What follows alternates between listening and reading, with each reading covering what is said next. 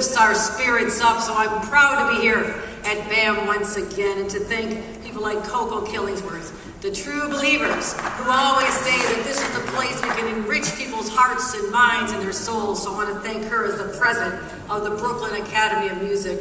And you just heard from one of the most incredible public servants our nation has ever seen, and that is our Senator Kirsten Gillibrand. Let's give her a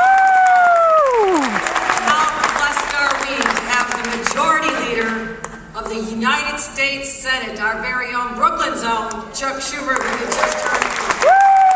We're going to hear from our borough president, Antonio Reynoso, and my great friend, new council member, Crystal Hudson, and Hakeem Jeffries, who I served with in Congress, and I believe Eric Gonzalez is coming. You've got an all-star cast for one reason: to celebrate and honor the life of Dr. Martin Luther King, and it's happening right here, right now. How do we do that? Yes, we come together year after year after year and talk about his life and what he did as such a young person. He was just a teenager practically when he got so involved, 26 years old when he led the Montgomery bus boycott. He also was a mere 34 years old, which at the time when I was a little kid I thought that sounded old, but it's not old anymore.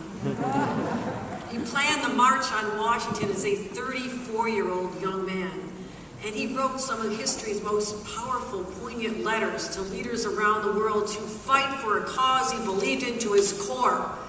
And that is every man and woman and child is entitled to dignity and to equal rights, and they should never, ever be denied. That was the cause of his lifetime. He's truly one of the most remarkable, brilliant leaders of our nation's history. And yes, I'm old enough to have been alive when he was alive. I checked out a book about his life when I was a child at the local library. I'm just saying, I came from a big, rambunctious family. My only escape was to go to the local library. All these loud siblings. So I went there and I pulled out the book on the shelves, and he was still alive at the time. I did a book report on what he was all about and his story and how powerful it was. So when we got word, as a young person, having gone to the marches that fought for civil rights and equal justice in my own social justice-oriented family, the day he died, my family sat at the dinner table and held hands, and we wept because we knew that this was a tremendous loss. And what it did at that time, it inspired me to realize that his work must carry on. All of us must carry on his work. Even decades later, it's not finished, my friends. The work is far from finished. And that is what brings us today. Not just to read his words and think about his life and incredible contributions he made, because he said every single one of us must ask ourselves daily, what are we doing for others? Let's answer that question.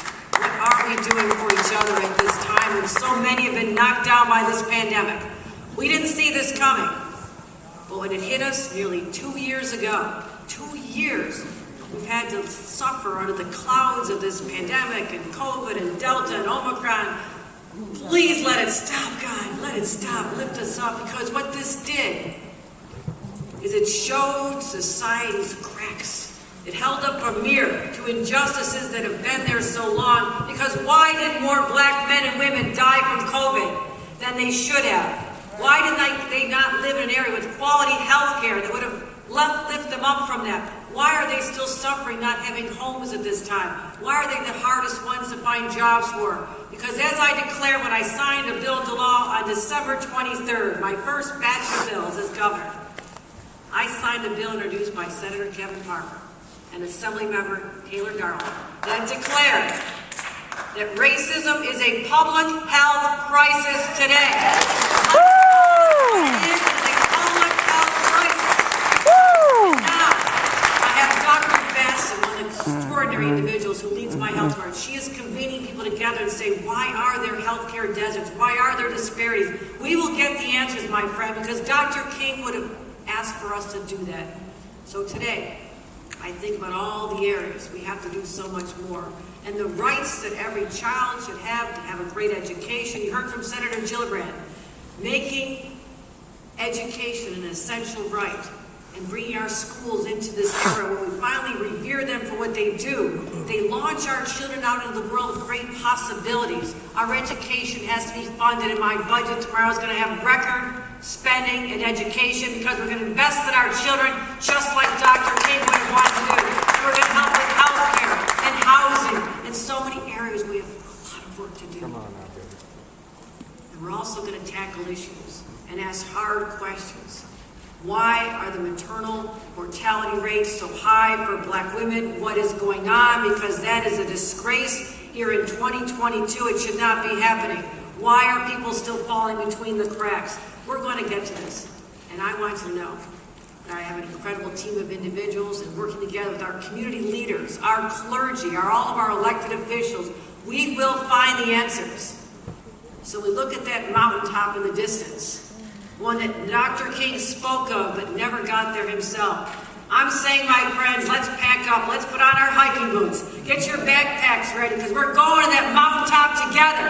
And we'll leave this place, the place that Dr. King envisioned in 1968 when he called us to think about the possibilities. No, my friends, we will never give up. That is the calling of our lifetime, to continue living on his dream, but also making sure that we have a dream for everyone here. And I call that not the American dream, that is the New York dream. This is a new era for New York. I declared it last week, and you are all part of that journey. So let's head to the mountaintop together.